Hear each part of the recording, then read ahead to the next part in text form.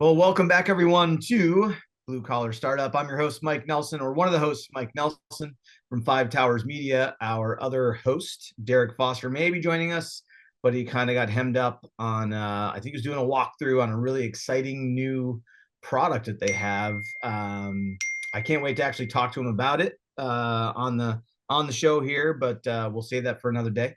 Today, we're actually joined by someone from an estimator, I should say, Scott Lawler from LeChase Construction. And Scott, now you guys are based out of Rochester, is that correct?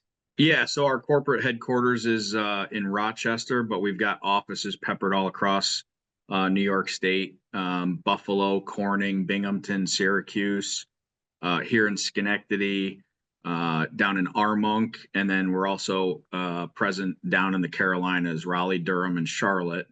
Wow. And we kind of do work out on the outlying states, or if there's a client that is one of the local regional offices, then we'll travel for them if there's an out of state opportunity to foster that relationship. So heavily So, built on partnerships.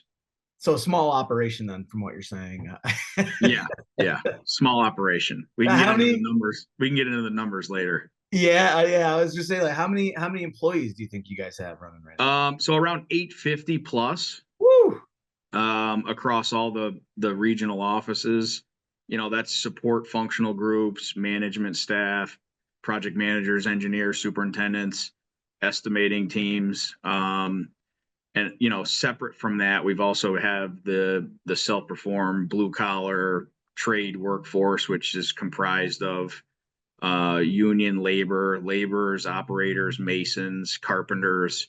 So there's a that number fluctuates from year to year depending Yeah. on the demand for the self-perform work, but that number could be anywhere from 200 to 800 people any given time depending on the demand. So Wow. heavily, yeah, large supporter of hiring and doing self-perform work as a general contractor in addition to some of the other delivery methods.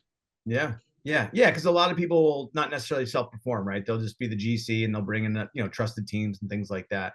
Self-performing definitely has an allure, I think, to it in a lot of cases, right? To be able to have more control over who and what and where. And Yeah, it provides owners that are looking for having a strong control over a project, getting out of the ground. We can do things that obviously a subcontractor may or may not be willing to do, whether it's get additional labor, spend a little bit of additional money to try to get the job to go a little quicker. So sure. having that control does help in certain scenarios. You know, concrete foundations, site work, masonry, drywall, and studs down in the Armonk region. Every region has its own little niche for some self-perform work, but here in Schenectady is primarily concrete and some carpentry, miscellaneous carpentry work, some small masonry work as well. Yeah. Now, before we got started recording here, I know you had mentioned you've been with them for 20 years. I have, yeah. So started off, went to Shenandoah High School here locally. Yeah. Took some CAD classes, was interested in the engineering trade, I guess.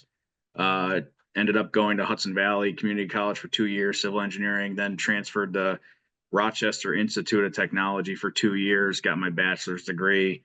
But in between my first and second year at Hudson Valley, I was there was a gentleman that was a family friend, and he introduced me to LeChase. He was a senior project manager at the time, and I was hired on as an intern in between that first and second year at Hudson Valley. So pretty much right out of high school, Yeah. I was working here summers and part time in the winters, just helping out with some paperwork and stuff. So that's where the 20 years comes from. Yeah, that's pretty cool. So you've spent your whole career with LeChase? I have, yep. That's amazing. You must like it there. Yeah, yeah. It's a great place to work, and the construction business is comprised of people. It's Mhm. not necessarily just all numbers and building something out in the field. It really is. It's relationships. It's how you gel with people, how you conduct yourself, and all the people here is what make it right. So Yeah. strong component of why I'm here still. why you're here. Yeah. And so, I have to ask, I mean, it's from LeChase as an organization. I mean, obviously you're not in the HR department. I'm sure they have an HR department being that size, but from your point of view, do you see specific things that are retention policies that are part of the reason why they would have a 20-year employee? I mean, that's every organization wants to have quality staff for decades, right? Like, Yeah, yeah. For the most part, I think we have a very, very high retention rate. Um, a lot of the things that allow us to retain are, like I said, number one, the people, the mhm. management staff, right up through the CEO, the chairman of the organization. It was a smaller business back when I started, a 200 or $300 million company, and it's grown to a 1.4-ish billion-dollar company since then over the 20 years. So, each regional office, we're like basically like little families within the organization, right? But Yeah. when the vice chairman comes down or the CEO comes down, they know your name. So there's a connectivity piece there. It's not just, you're not just a number. Mhm. So that's one component that I've always been, you feel like you're wanted and you come to work and there's a high level of expectation, but at the same time, there's also a lot of reward and passion around why you come to work. So that, and then outside of that, there's always the fun stuff that we do here in the office and or outside of the office that kind of keeps everybody gelling together. So I mean, between that, those are really the two. Obviously, compensation's a piece as well, right? Yeah, as you continue to grow, you want to be with a company where, as you continue to grow, you're being rewarded for that, and that's always been something that has happened here. So I've Yeah. always there's been no reason to leave, right? Yeah. That's awesome. That's awesome. Yeah, Uh, flexibility, all those sorts of things in current day today that everybody wants is one of the biggest. I mean, it's one of those are all the reasons. I think that's a pretty huge thing too, and important for any size business to really understand is, and because I talk about this with our team, and I know Derek and I have had conversations about this, and that 50 years ago, right? Like the the standard practice was you went to work 9 to 5, Monday through Friday, right? You didn't leave, you were there. And all the life things that we have now, you had to figure out how to handle those things, whether it was a doctor's visit or a kid's activity. And in a lot of cases, you would miss those things. But in today's environment, I really feel like the workforce is looking for the freedom and ability to be able to do some of those things and have that flexibility with your work schedule, and and for the employer side to not be so rigid with the calendar, right? Like, I don't know Yeah, if and that. and yeah, 100%. And even the 20 years that I've been here, I've seen that become much different within the 20 years, let Yeah. alone 50 years. So I guess one of the things there, as managing people, you've got to be more flexible and understanding to some of the stuff that does happen outside the walls of the office. But the construction business is one of those businesses where it is rather difficult to work from home. Like, buildings don't get built working from Right. home, You're not and doing that remotely. the face to face meetings are really kind of priceless. It's hard to have just Zoom meetings with architects and subcontractors. Like, Yeah. having a personal connectivity to those people and having those relationships are really what make the business strong. So Yeah. that's where it is rather challenging sometimes to just say, yeah, go work from home for a year. It just it's not Yeah. necessarily like some of the other industries around us. And I know that, like in this example, right? Like Zoom was made us accessible to each other, so that because we're in different geographies, and easy for us to do this meeting. But I do feel like, and it sounds like you're saying it, is that connection and that face-to-face component is probably even more important, or becoming more important, because things like Zoom have become so prevalent, that making that extra effort when you can, and when it's possible to be face to face is important. Would you agree on that? Yep, I would agree 100%. I mean, owners, grabbing an owner and going to lunch or a dinner or, that's something like you work from home and then you're going to grab an owner and then you're going to go to dinner with them later in the evening. Like it doesn't. So being here in the office, even within our internal staff, just being able to go down the hall and having a conversation or point at a real drawing or point to the screen, or there's a piece there where it's like, if you're here, chances are they want to be here. Right. So from a management perspective, that's always, mindset. Obviously I'm very flexible, and a lot of the managers here are very flexible, but at the end of the day, you offer the flexibility. And when the employee says, well, no, I don't really want to work from home, like I want to come in and work in the office, that means you're kind of doing something right there. So Yeah. trying to get that back, because we did stumble a little bit there with COVID, right? Sure. And that impacted I think all industries across the board, construction business, definitely. We were in the office here pretty regularly, even right through COVID. I mean, the bidding didn't stop. So it was, Right. there was no pause in coming to the office. It was full steam Yep. ahead. So Yeah, construction was one of those industries that was lucky that for the most part, it may even gotten busier for a lot of organizations during COVID because construction and just boomed, right? And everybody I know that COVID just made it difficult, right? Or a little more, it made did. some things more difficult, but definitely Yep. did not slow down. So Yep. Yeah. The nice. essential businesses kept rolling. So I think at the time we had several school projects, K through 12 school projects. We had the Albany Airport project going on down for the new parking deck. Yeah. And those projects were all deemed essential. So they didn't stop.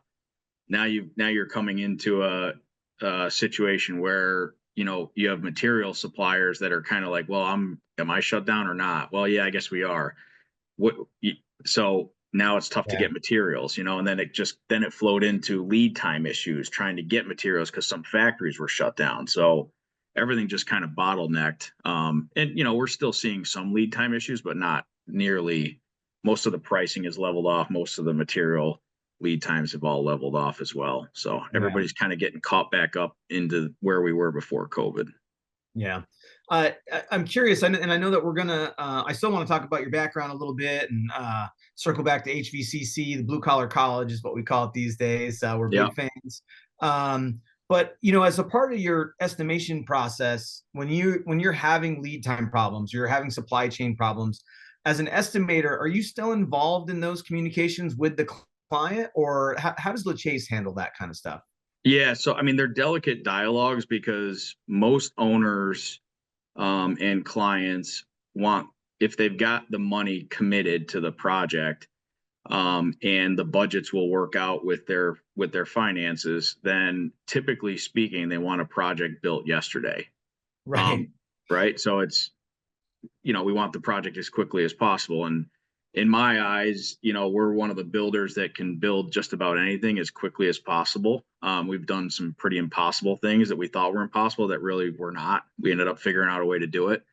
But I think the biggest thing is being transparent with them about when to expect certain things if we can forecast. And that's where in the pre-construction side of the business, it's not just about putting a number to something anymore. It's more Mhm. about scheduling and having the dialogue with the subcontractors. Where's the electrical panels? Where's the switch gear? What's the lead time on it? And spelling it right out in your clarifications and your basis of estimate to make sure it's transparent so that there's no surprise. Like, oh, I'm not going to get the generator for 26 months. Right. So there's a lot of different ways to go about it. But I think the biggest thing that we've always done well is we're transparent with the owner, and the expectation is laid out there very clearly in a very, very early stage during the budgeting process. Yeah. So so let's circle back a little bit. I wanted to touch on specifically I wanted to touch on why you chose HVCC. They're pretty close to home, obviously, in this area. We've got listeners all across the country, so they may not be that familiar with HVCC, but they've got just an amazing school, a lot of great programs in the trades. And I'm just curious, did you do any kind of BOCES program in high school before you went to HVCC, or you just went to HVCC? Yeah. And what made you choose HVCC? Well, I'm going to throw myself under the bus here. So it's a Uh-oh. little bit of a story. So PSATs, SATs, I did terribly on them, both 890, 930, whatever it was that I got. So, Yeah. you're submitting applications to places like RIT and RPIs and Clarksons, and you're not getting in because just based off your pure SAT scores. Yeah. So, um, decided that I wanted to look into like an architectural technology program. So I visited SUNY Morrisville, Hmm. and a couple of other schools, and SUNY IT was one. And where I landed was I didn't really know. I knew, but I didn't know. Um, so Hudson Valley was kind of a middle ground between number one, going away, Right. and spending a lot more money. And back then it was peanuts compared to what it is today. Sure. But the Morrisville Architectural Technology program had a component of art to it. There was paper mache sculpturing and things like that. And I was more of, I want to do like I was drafting, drawings, civil Sure. drawings. That's what we were kind of learning at Shen in the technology program. So Hmm. it didn't I didn't really like or see that was the path for me. So decided to look at Hudson Valley, and when I went there, there was a little spark because it was like this is more what I like. The Yeah. hands-on surveying, the out in the front of the campus, the concrete canoe competition, learning about structures and bridges and Yeah. roads and all that stuff, building structural steel. That was really where, I felt that there was a connection. So staying local, saving a bunch of money, and then being able to transfer to RIT, which was one of the colleges that I really couldn't get into right out of the gate for a 4-year Yeah. degree. Um, Entered Hudson Valley, got a 4.0 my first semester. I was, it's like, okay, well, the SAT scores really didn't do much for me other than just prove out that it was meaningless, Sure. based off of the grades and the marks that I was getting. So we had it was just a great exposure to the program there. I mean, we learned so much stuff. It was a remarkable program, the civil engineering program. And, a lot of my colleagues that were at school there with us, I mean, we were like Hmm. kind of a band of brothers there on the campus. It was pretty cool. It felt cool, Yeah. made a lot of great friends, still talk to them all today. Some of them are, were competitors, were, sidekicks, subcontractors. Yeah. So it's funny how we all kind of weave back to one another 20 years later, but we're all in the same business, so. Yeah. Yeah. And still those relationships helping you all get business done and make things happen. And that's really cool. I think really highly of HVCC. We've been on campus a few times now. Been in, like the auto body section of the campus and the welding and it's just like, to your point, very hands-on, really great programs, great people. We did they had like a job fair there on one of the times that we went, and we got to talk to a lot of the students and kids there. And it was funny because it was kind of you're saying, right? Like, there's like these groups of guys, like you got the HVAC guys over here, and then you got Yep. the electrical guys over there. And Yep. it was Yep. interesting to see how they all kind of formed these relationships. It's Yeah. cool.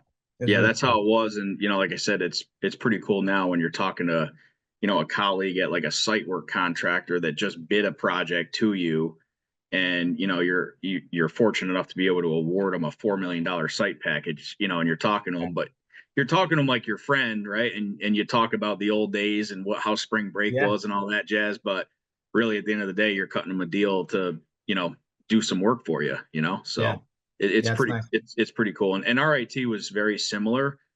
Hudson Valley had a sense of a lot more hands-on. RIT was, much more sophisticated in the sense that there was a lot more in-depth math and problem solving.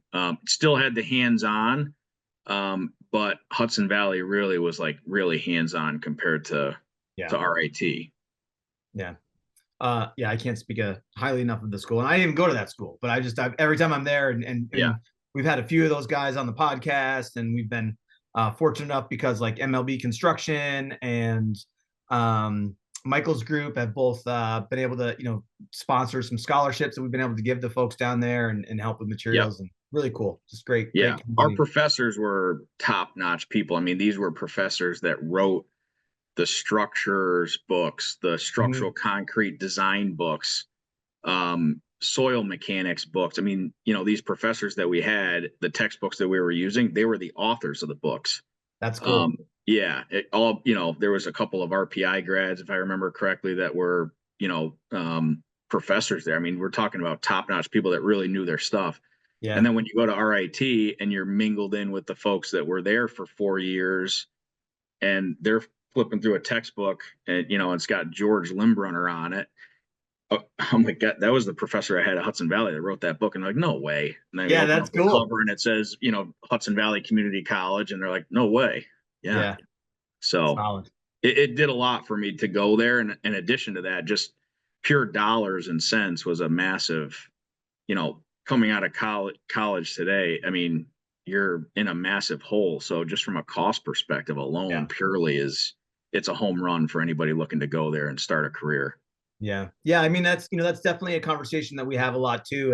And not that we're against going to college, but we are very pro trades. And sometimes a college like an HVCC or even just a trade school is going to be a better path than going to an expensive school to get a degree that you may or may not be able to use. And then to your point, you have a bunch of debt from it, right? Yep. Yep. Um, and then, but in other cases, it makes a whole lot of sense, and there's definitely a lot of arguments for it as well. So, Oh, uh, 100%. I mean, and I've learned a lot. Northeast Construction Trades Workforce Coalition, yeah, board member, do a lot of sponsorship membership on behalf of that organization. And I've learned a lot about being in the schools at an earlier age, all the regional school districts that we go into and work in and sponsor. There's some kids that will flat out, you can just see it in their face. You're like, you're slated for going into the trades. And then yeah, there's other folks there as they talk, and you're like, you're slated to go to a 4-year school and be a project manager or be yep, more so on the business side of it. So everybody's got their own little niche as they come out of school. It's just making sure that there's an awareness around both paths. absolutely, yeah, yeah. They're both paths up the same mountain, so to speak, right? Yep, But 100%. so, so I'd like to, if it's okay, I'd like to kind of move over and talk a little bit about how and why you ended up in estimating, and then get into kind of like how you guys approach estimating and how it is a part of the sales process or different than the sales process, because I know, for a lot of the small companies that are under 100 employees, let's say, or even under 10 employees, right? In a lot of cases, your sales and estimating process is absolutely the same process, right? And then, but as you get into larger organizations like LeChase, I think it starts to separate a little bit, but I could be completely, wrong about that. So can you kind of help the listeners understand? Well, let's talk about why you ended up in estimating, or why you chose to do the estimating part of what you Yeah, yeah. So I think I've been in estimating for about 10 years now out of my 20-year career. So I do. started, as an intern for 3 years. Even while I was in Rochester at RIT, I was interning with the company there because they had the office there. So I was working part-time, 20 hours, whatever I could do to be in the office and just Yeah. continuing to learn. Um, Once I graduated, project engineer, worked on a large project at General Electric here in Schenectady, building a new wind headquarter building. That was kind of my first project out of college. Um, Obviously, green, didn't know anything, learning. Yeah. Kind of worked my way through to SUNY Albany, 500-bed dormitory, another large project, $50 million dorm project there. Still continuing to learn, but really starting to get like a little bit of a grasp on how the industry works. Mm-hmm. Um, and at the end of that project, I was presented an opportunity to go to Binghamton University. There was a large project there, the East Campus Housing Project, which was, I think it was like 150 million project dollars overall for the whole project, 4 dorms. And I was became a project manager at that point and was responsible for 2 buildings out of 4. So I was down there for 2 years, came back here, and my boss kind of said, "Hey, you've helped with some estimating." So this is around 2013. He's like, "Hey, I've seen where you've helped with some estimating, and I liked how you handled yourself, kept calm. The pressure it didn't really show. You seemed to keep your composure." Um, because there is a lot of stress in an estimating environment, Mhm. right? There's a lot of fast-paced decisions that have to be made that are can be risky. So it's really understanding all those risk points as you're working through an estimate. But that's really how I got into it. The vice president here in our office felt strongly about me being in that role. Um, so I just left the disclaimer. I said, look, if I want to go back to PM, I want to make sure that's understood. So, Yeah. but I never even had an inkling once I got here into the estimating side. Mhm. It's intriguing because there's a lot of thought that goes into it, and you're constantly thinking about how to build a better mousetrap. Yeah. So it's having a competitive nature. It's having relationships with all the subcontractors and your team members here. There's a lot of collaboration that goes into it. There's also a lot of technical thinking. So I think that's from a technical perspective, you've got to have a little bit of that ahead of estimating just to make sure you understand. If somebody throws a set of drawings on my desk, I could tell them hey, that's a 12-month build. I don't even Yeah. need to, I really don't even need to like look through the whole set. You can just see it. So having that level of understanding on the technical side also just makes you and bolsters you on the estimating side. So that's kind of how I got into it. And then, I've just consistently flown up through to chief estimator. I've had, numerous folks work under me at any point in time. I think there's 3 estimators here in our Schenectady office in addition to me. And I think corporately there's around 35.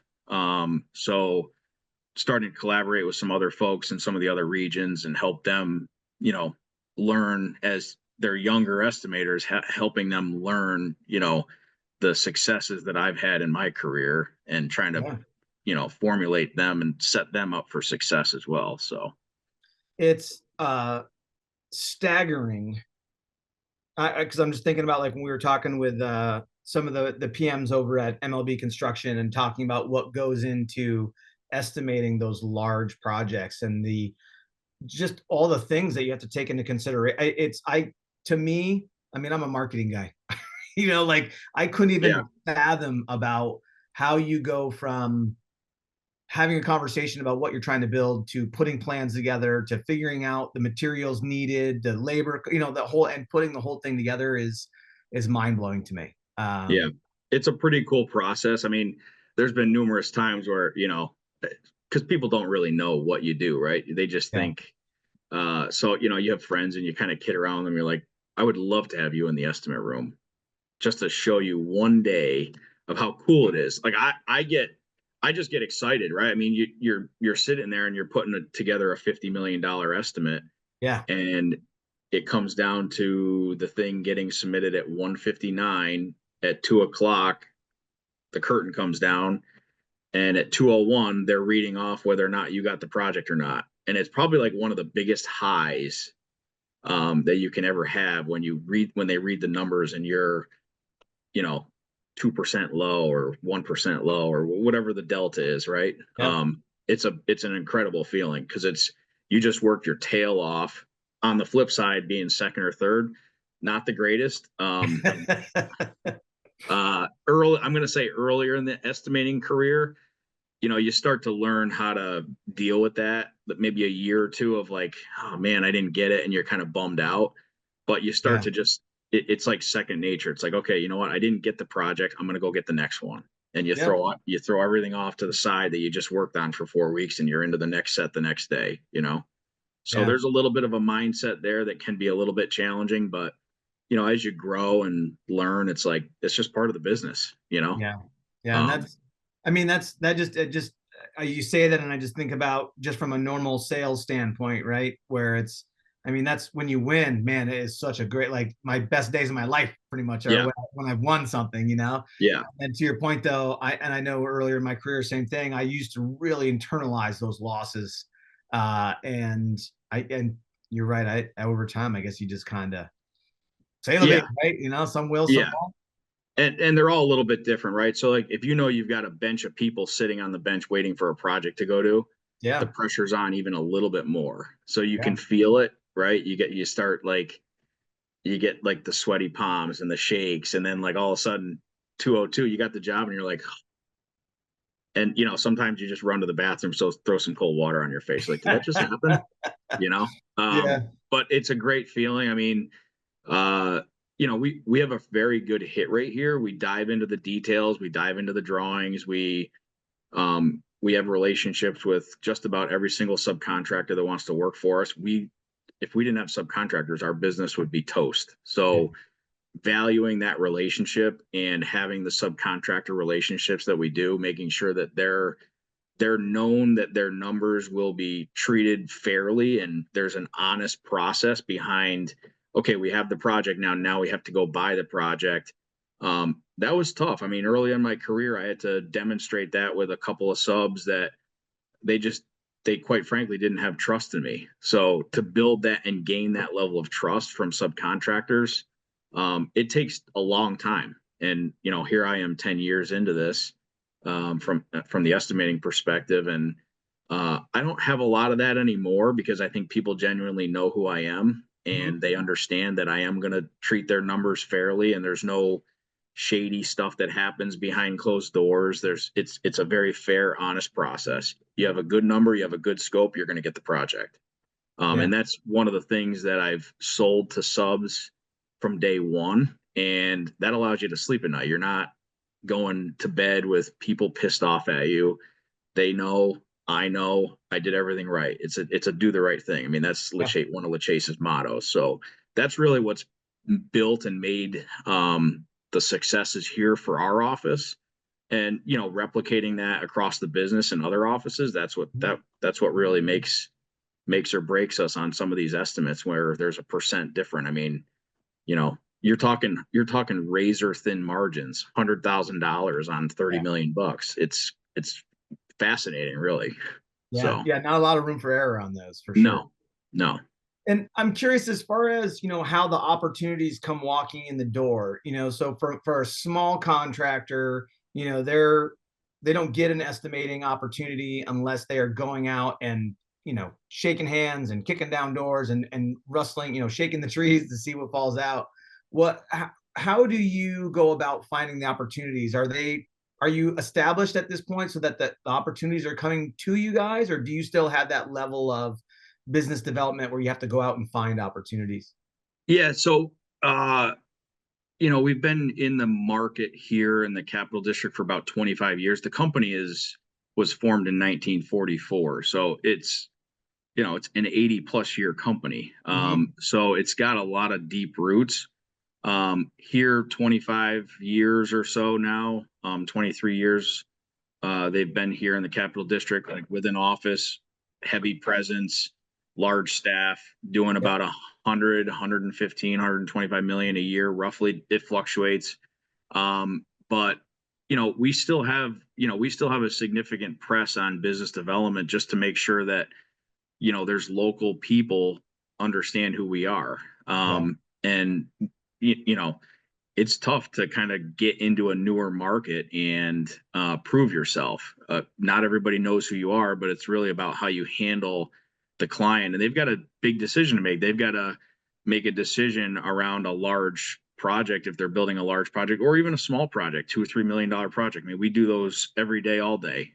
Those Yeah. are, I think we do about eight to 900 projects a year. So most of which are $3, $4, $5 million projects. So when an owner is spending $3 million, but they don't really know who you are, there's a little bit of a sense of, are you going to buy from the guy that you don't know at the car dealer? But if you do know him and he's giving you a good deal, there's still a lot of that aura with us here in the Capital District, but it's getting better. We've built very notable projects here, and Yeah. we've proven to owners that have selected us for those projects that we're a stand-up company. We are going to stand by you. We're going to build a partnership, and we're going to continue to be your builder. So it's one of those things where it's a mindset shift for owners. But, there's different delivery methods and other things that play into that. Yeah. Overall, I mean, we've got the BD side, but, on the estimating side, for me here, it's not just putting the numbers together. There's a component of sales where you're going in and, you're interviewing with a client.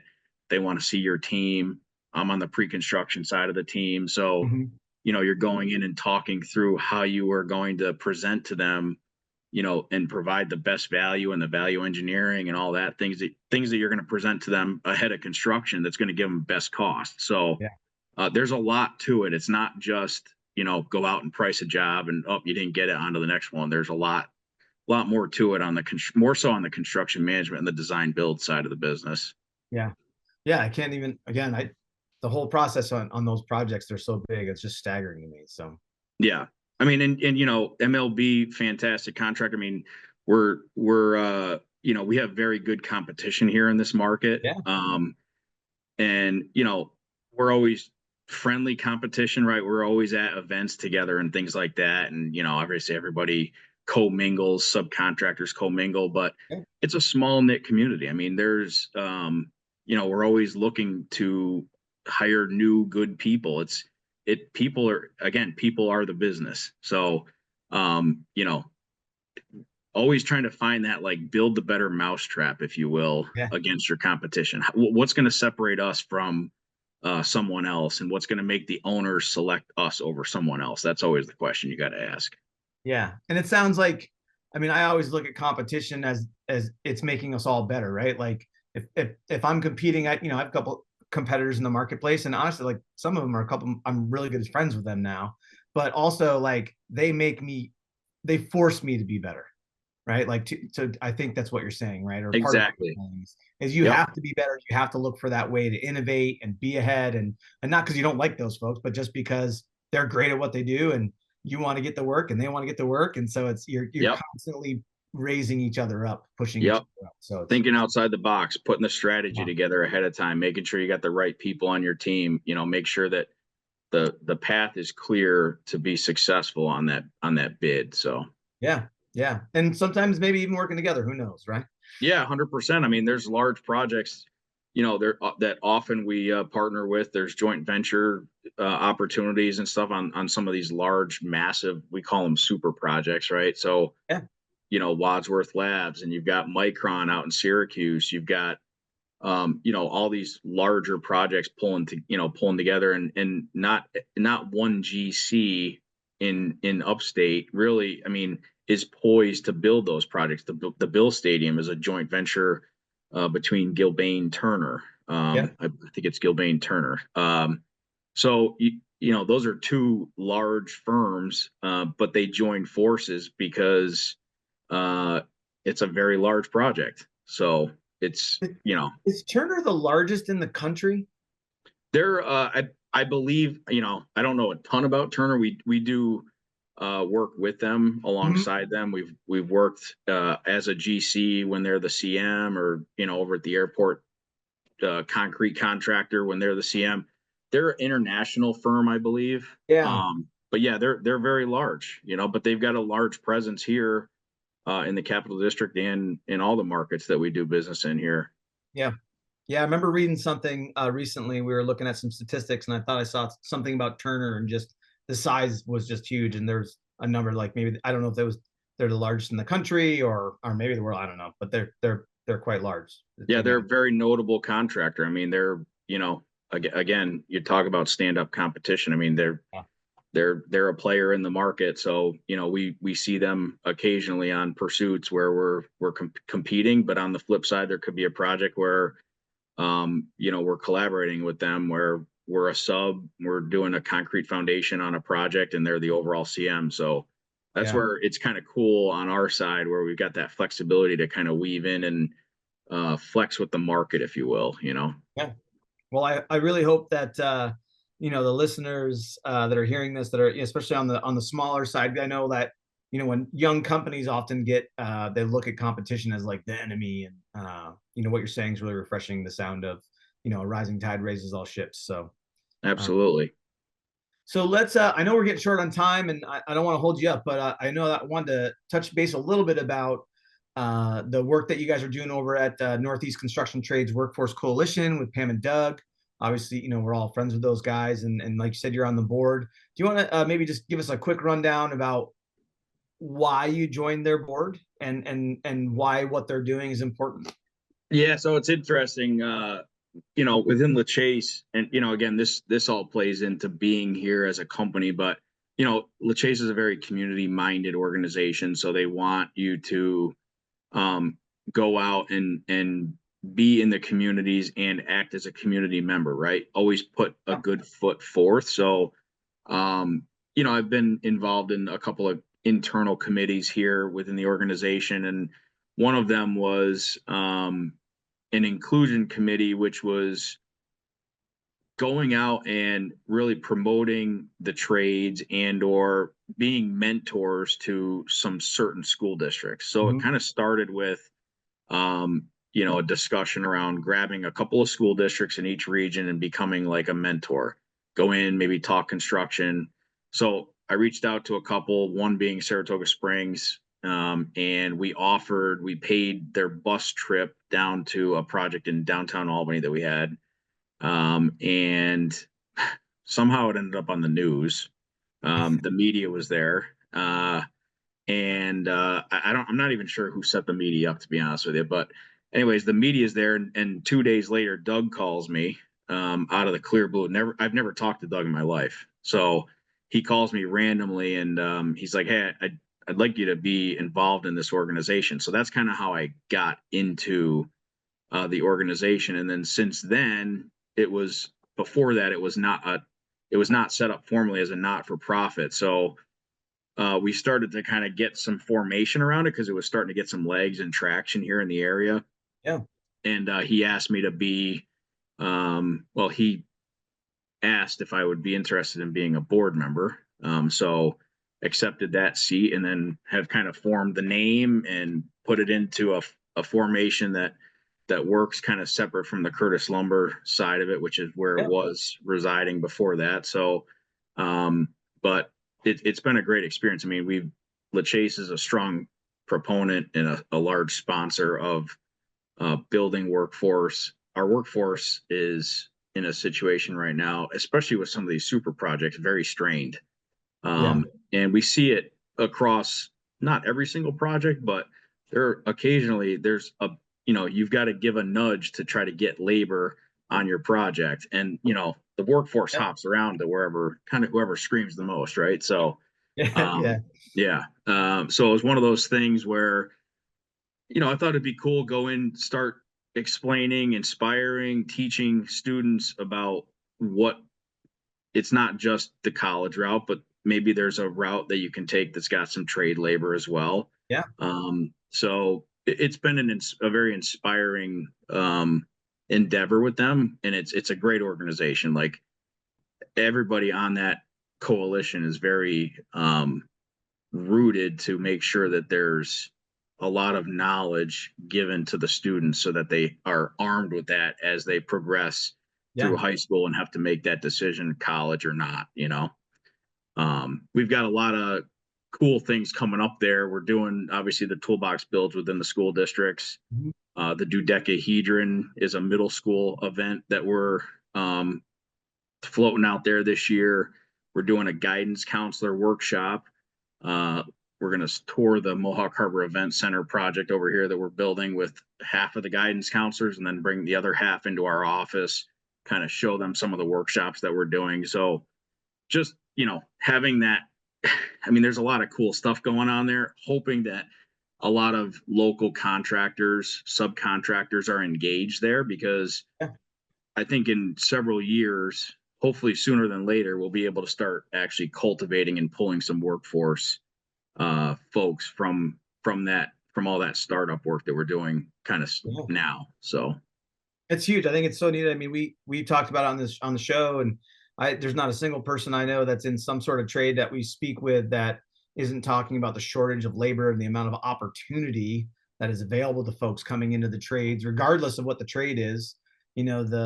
The statistics about the percentage of workforce that's going to be retiring in the next 10 years and the gap that is going to create, or the hole, we should say, that's creating or going to create, also means that there's a huge opportunity for people, and young people especially, to come into the trades. And yeah, I think it's great. The more awareness, the better. Yeah. Sure. Yeah. There's, Matt Whitbeck, he's got a hell of an organization. It was a girls' summer camp he put on this summer.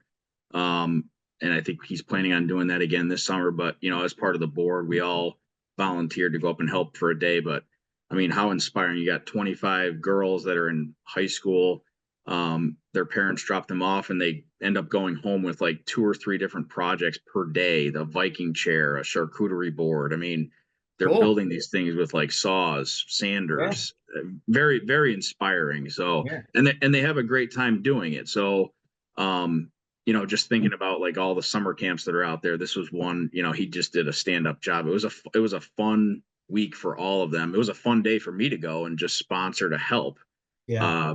But the feedback there was fantastic. So hoping to just keep growing that initiative to make sure that the awareness is there. If they go to the girls' summer camp and at the end of the day, they still decide to go to school and go that route, power to them. But at least this gives them the option to see both sides of it. That's great. Scott, I don't want to keep on. We're getting towards the witching hour here. If people want to learn more about LeChase, about what you guys are doing over there, where can they find you? So our office is down here in Mohawk Harbor. It was a complex we built about 10 years ago, but 220 Harborside Drive, Schenectady, New York. My email address, I can share that out, or we can put that obviously as a in the comments section later if anybody wants to reach out with questions, comments. Would appreciate the feedback. That's another thing that I'm always kind of hell bent on, is making sure I respond accordingly, not leave people hanging. But you'd be more than happy to share any insight to the younger folks, or any business leads, subcontractor leads, anything regarding the coalition, be happy to share. Yeah. And